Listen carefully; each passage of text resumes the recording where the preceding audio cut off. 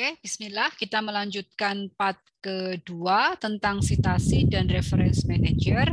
Seingat saya, materi ini sudah pernah diberikan lewat workshop oleh dosen lain, dan Anda juga secara teknisnya nanti Anda silakan merujuk banyak sekali ya YouTube atau resource terkait teknis ya, bagaimana menggunakan citasi dan reference manager. Di sini saya hanya memberikan sekilas tentang konsep citasi itu apa, dan mungkin ada hal lain yang belum Anda ketahui dan bisa bermanfaat ya untuk membantu Anda khususnya saat melakukan kajian pustaka.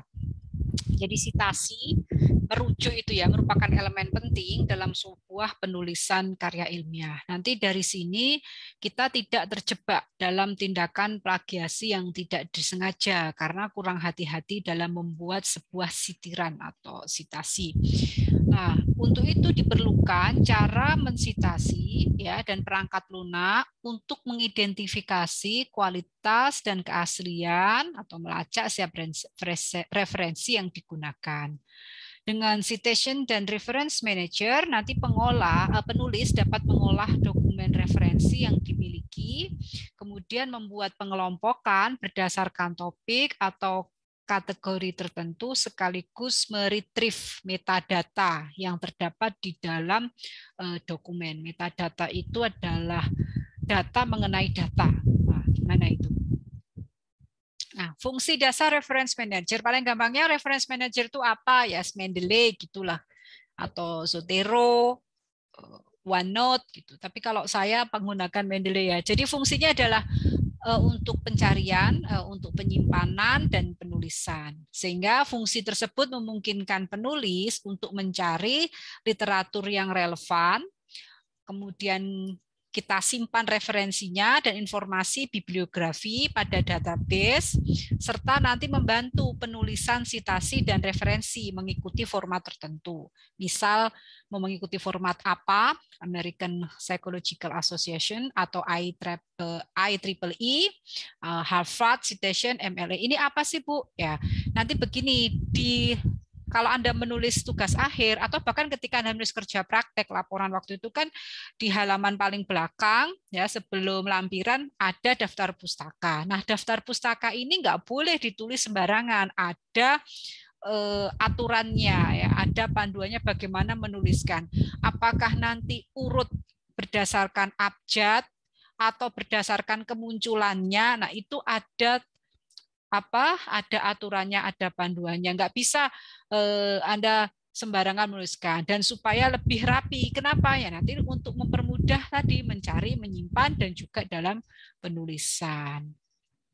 Oke ya, jadi ini mengimpor citasi dari database, kemudian mengekstrak metadata dari file PDF. Jadi ada satu artikel ilmiah, itu kita ekstrak metadatanya. Apa aja yang penting, misalnya judul, author, nama penulis, kemudian dia dimuat di jurnal apa, volume berapa, nah, itu kan kita ambil ya data itu.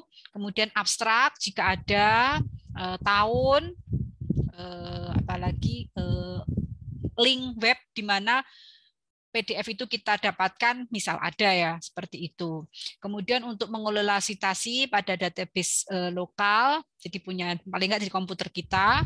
Kemudian menambahkan anotasi pada referensi, well ini menarik ya, maksudnya ini bermanfaat, mungkin Anda belum banyak menggunakannya, tapi saya insya Allah sudah banyak menggunakannya. Kemudian memungkinkan berbagi informasi referensi dengan penulis lain. Yang ini saya lakukan kalau saya join riset dengan collab dengan peneliti lain, maka saya akan membuat di situsnya Mendeley itu folder data folder referensi-referensi yang bisa orang lain menambahkan dan mengakses, dan itu nanti terkoneksi, bisa koneksikan dengan komputer kita. Sehingga misalkan saya kerjasama dengan si Budi lah, Budi menambahkan satu referensi, dia tambahkan dia tambahkan ke komputer dia, lalu dia sinkronkan dengan akun dia di internet, lewat internet, kemudian oleh Mendeley. Setelah itu karena dia bikin khusus untuk folder itu saya bisa akses. Nah, nanti saya juga bisa mengakses dari situ. Ketika saya mensinkronkan Mendeley saya yang di rumah, komputer rumah, dengan akun Mendeley saya, terhubung internet, nanti otomatis yang diberikan oleh si Budi bisa saya akses juga. Ya, meskipun bisa juga sih kita menggunakan Drive, tapi karena keunggulan Mendeley Reference Manager, contohnya Mendeley itu yaitu tadi ada metadata yang bisa kita ekstrak dan kita nambahkan anotasi. Nah, kemudian menghasilkan sitasi mengikuti format tertentu jelas ya. Tadi ya mau pakai apa, Harvard atau IEEE, lalu dapat digunakan dari software word processing. Nah, enaknya kalau kita sudah install Mendeley, lalu kita tambahkan juga ya add-ons di Chrome kita bisa tambahkan ya, jadi ada simbol seperti ini ya, extension maksud saya, masukkan kita tambahkan Chrome. Enak kalau misalkan nanti kita buka suatu situs nih, misalkan saya dari Wile. Nah, di Wile ini ternyata open access. Karena open access kan berarti tersedia itu PDF-nya. Saya tinggal klik si ini aja extension Chrome saya. Maka otomatis kan saya nanti login ke dalam akun Mendeley saya yang Auditia ini. Nah, dari sini saya bisa tambahkan langsung otomatis. Ini saya klik, saya pilih ada di folder mana. Oke, bentar ya. Misalkan di folder saya pilih di productivity. Ketika itu saya sudah masukkan, nanti di Mendeley saya, di Mendeley saya nanti muncul. Ini adalah Mendeley desktop saya ya. Nah, ini muncul si productivity. Begitu saya sinkronkan, nah, si productivity and work performance folder tadi ada si tadi yang improvement of garment assembly line efficiency ya, using the balancing technique. Nah, ini metadatanya ya. Saya katakan tadi metadata, jadi judul, penulis dan sebagainya. Nah, ini abstrak dan kita bisa melakukan anotasi. Kita tambahkan di catatan-catatan, kita highlight dan sebagainya. Oke, saya akan tunjukkan sebentar.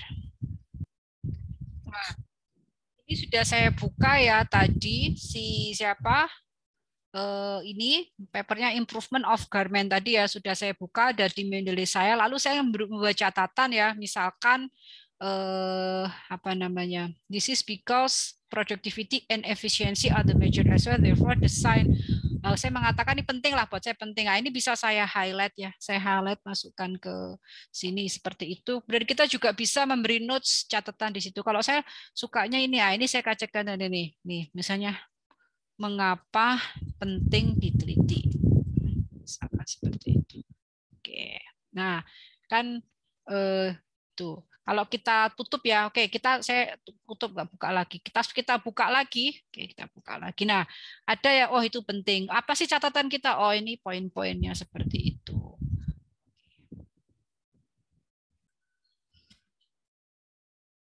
Oke, itu tadi pengenalan sepintas tentang Mendeley. Lebih teknisnya, lebih lanjut untuk paham hal terkait teknis, Anda bisa lihat di YouTube-nya panduannya. Nah, sekarang kita masuk ke yang terakhir, yaitu perumusan masalah.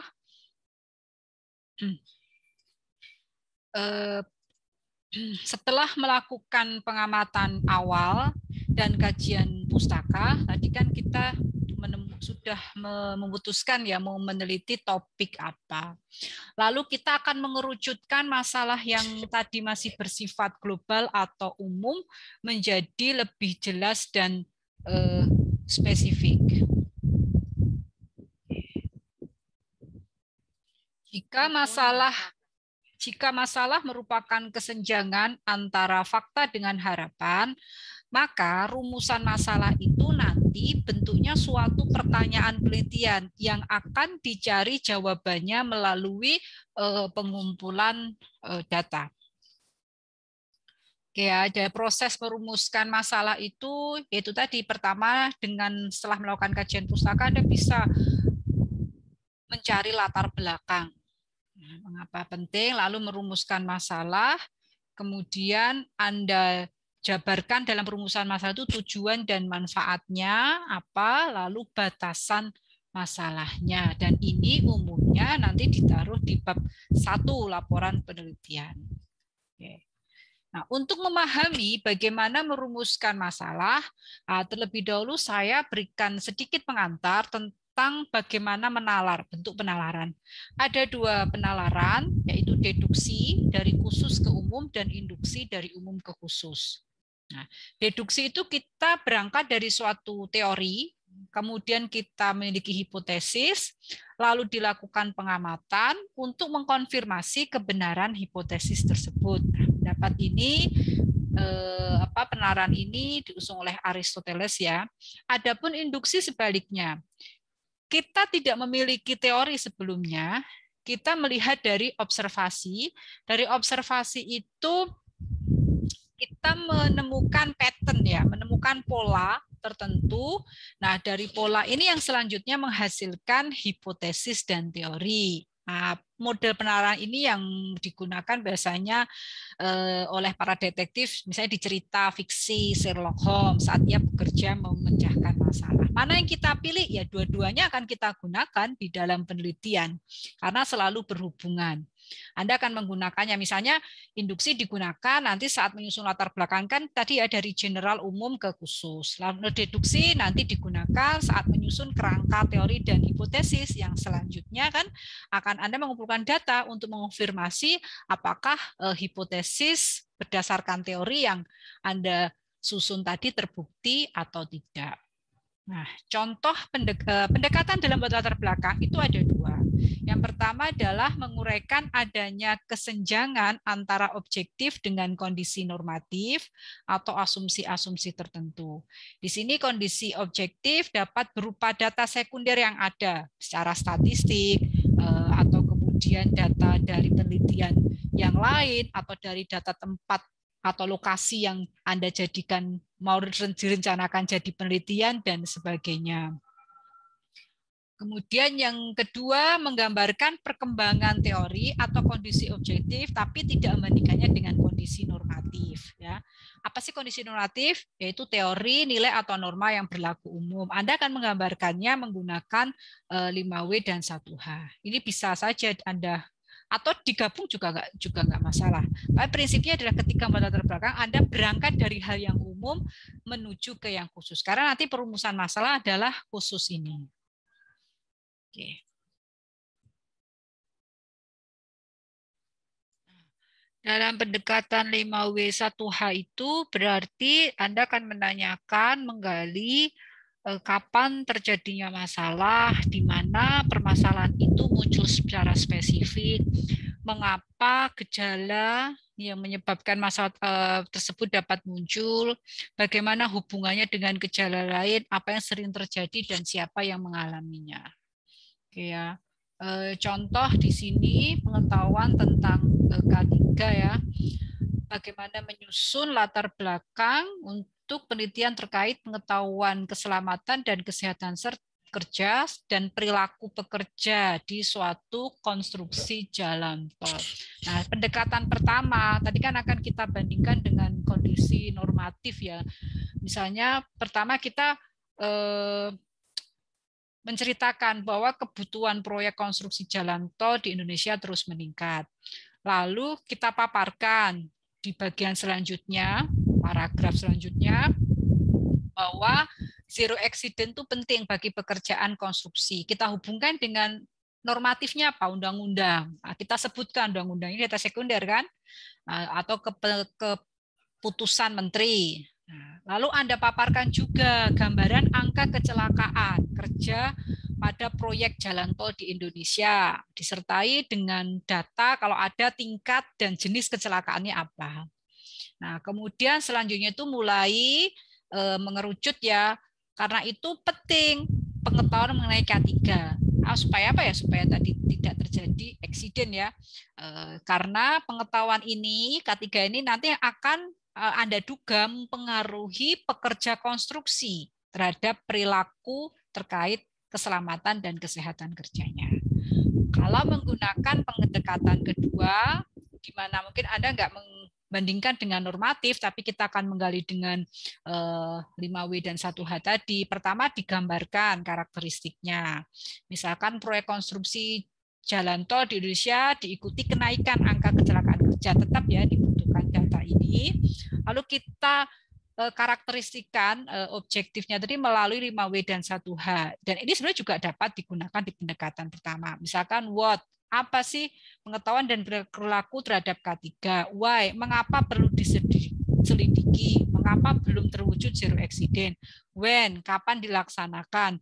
Where, Anda mulai merujuk ke proyek jalan tol A, kan nggak mungkin jalan tol se-Jawa Anda teliti. Pasti yang manageable, yang bisa Anda teliti yang berada di dekat Anda kan umumnya. Kemudian who, berarti yang jadi sasarannya siapa nanti? Pekerja konstruksi jalan tol. Dan pekerja nanti juga Anda bisa nanti akan dirinci lagi apakah mandornya ikut nggak, supervisornya, atau benar-benar pekerja yang level paling bawah, operatornya misalkan.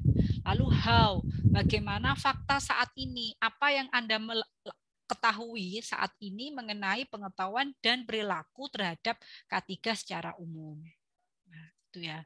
Nah, bagaimana sih kita membentuk rumusan permasalahan? Nah, rumusan permasalahan itu harus ditulis secara singkat, jelas, mudah dipahami, mudah dipertahankan, dan nanti mengarahkan fokus penelitian. Nah, dia dapat ada 5 macam bentuk ya. 1, pertanyaan, bisa pertanyaan umum diikuti pertanyaan spesifik, bisa suatu pernyataan disusul oleh beberapa pertanyaan. Nah, kemudian selanjutnya disusul dengan hipotesis. Nah, ini di bab selanjutnya. Jadi ini kalau untuk TA mahasiswa yang saya amati, biasanya mereka ini 1 pertanyaan. Tapi kalau untuk level-level penelitian lain, semacam saya, kalau menulis paper, ya, oh ini kurang naik ya. Bentuk pernyataan umum disusul oleh beberapa hipotesis. Diabaikan dulu. Nah, jadi kalau saya misalkan menyusun artikel ilmiah, itu biasanya perumusan permasalahannya bentuknya 1 pertanyaan, lalu saya ikuti dengan pertanyaan yang lebih spesifik. Atau kadang 1 pertanyaan diikuti langsung dengan suatu hipotesis, ya tergantung. Tapi kalau untuk TA pada umumnya saya cermati di Komarudin ini biasanya pada 1 pertanyaan saja. Nah, contoh merumuskan tadi ya, contoh kasus yang tadi, setelah dalam latar belakang diuraikan berbagai fakta, data, dan aturan serta permasalahan yang ada saat ini terkait K3 di proyek konstruksi jalan tol serta perilaku pekerja yang Anda ketahui seperti apa, maka akhirnya nanti muncul rumusan permasalahan dalam bentuk pertanyaan. Bagaimana hubungan antara pengetahuan K3 dengan perilaku terkait K3 para pekerja konstruksi proyek jalan tol Sumo? Ini sudah mengerucut ya, sudah ke 1 proyek jalan tolnya sudah jelas ada di mana. Pekerjanya juga mungkin sudah tampak dari sini, oh pekerja itu pekerja yang level bawah ya. Nah, sampai di sini biasanya mahasiswa merasa cukup, tapi akan lebih bagus kalau nanti kita pecah lagi menjadi beberapa pertanyaan yang spesifik. Akan jadi 3. 1, bagaimana pengetahuan K3 pekerja konstruksi proyek jalan tol Sumo. Kemudian 2, bagaimana perilaku K3-nya, perilaku. Yang ketiga, bagaimana hubungan antara pengetahuan K3 dengan perilaku K3 pekerja konstruksi proyek jalan tol Sumo. Kalau dalam TA 1 itu ini ditaruh di akhir kalimat, ditaruh akhir latar belakang, ada pun yang ini, oh saya jadi ingat, maaf, mahasiswa biasanya ini ada nanti di subbab rumusan permasalahan. Oke. Nah, contoh lain ya rumusan permasalahan ini sebelum dipecah jadi lebih spesifik ya. Misalkan faktor apa saja yang berpengaruh penting dalam pemilihan supplier bahan kayu pinus di perusahaan ABC. Ini masih secara global, nanti dibikin lagi menjadi spesifik. 2, 3 juga seperti itu. Ini contoh rumusan permasalahan. Dan ini cukup jelas ya. Misalkan produknya apa, jelas periode tahunnya berapa. Nah, kemudian metodenya juga sudah disebutkan. Di sini ada 2. Kemudian untuk yang ketiga juga ya bahan baku besi. Jadi bahan baku kan banyak untuk suatu produksi produk tertentu. Di sini langsung dispesifikasikan besi. Di PT apa, metode yang digunakan apa. Oke. Kalau dia juga sudah jelas rumah sakitnya yang seperti apa, dia di sini tipe C. Berarti nanti ada tidak 1 rumah sakit. Kalau dari rumusan masalah ini maka orang yang membaca rumusan itu, oh berarti ini nanti ada berapa rumah sakit, nggak cuma satu saja, karena rumah sakit tipe C di Gresik ada beberapa.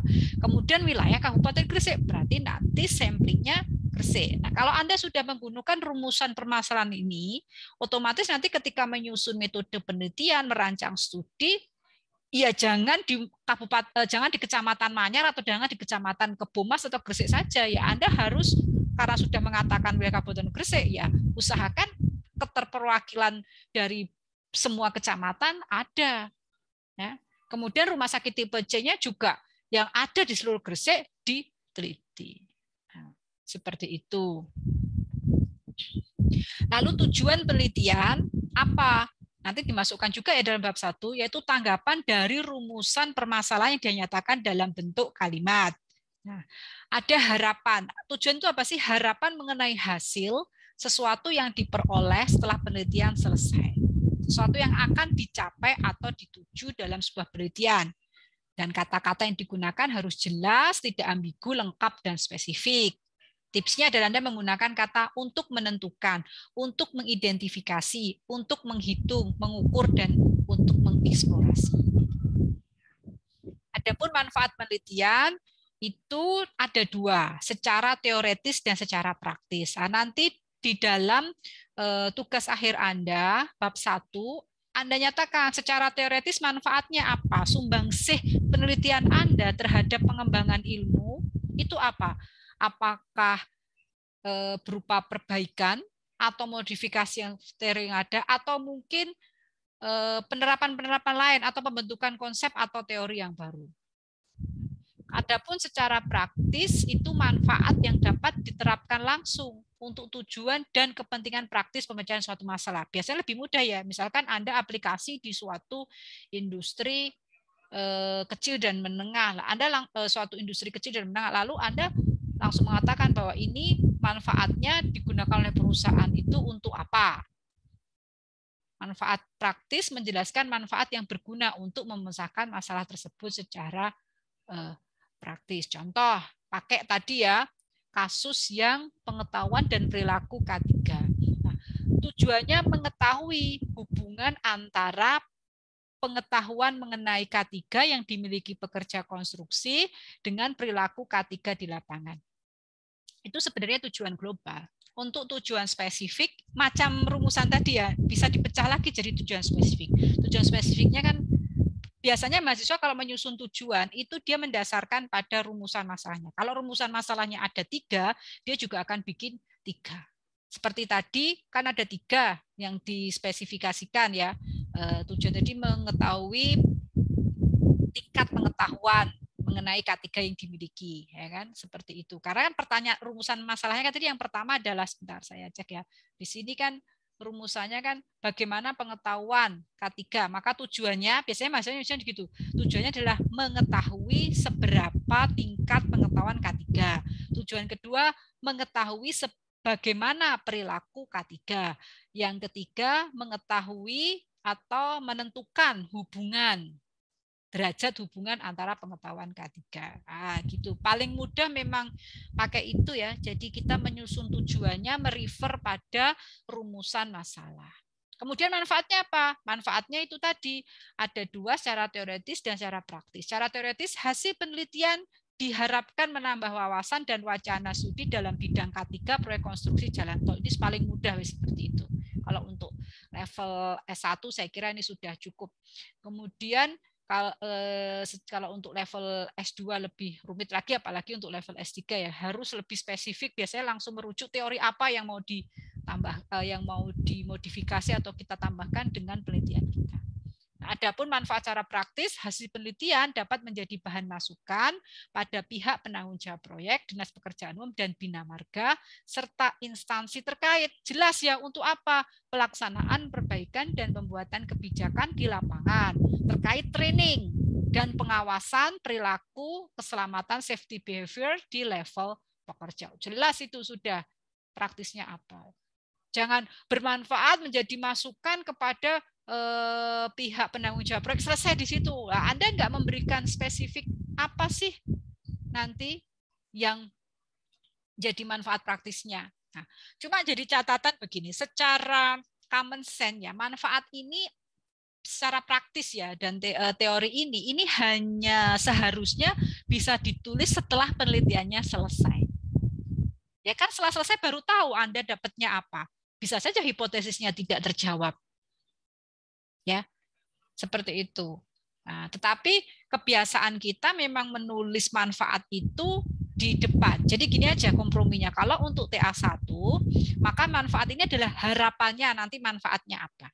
Tetapi kalau nanti sudah selesai menyusun TA Anda sampai selesai, maka manfaatnya itu nanti berdasarkan hasil penelitian yang sudah Anda peroleh. Jadi lebih real, sesuai dengan apa yang diperoleh. Itu mungkin saran dari saya. Oke, sekian pembahasan kita kali ini.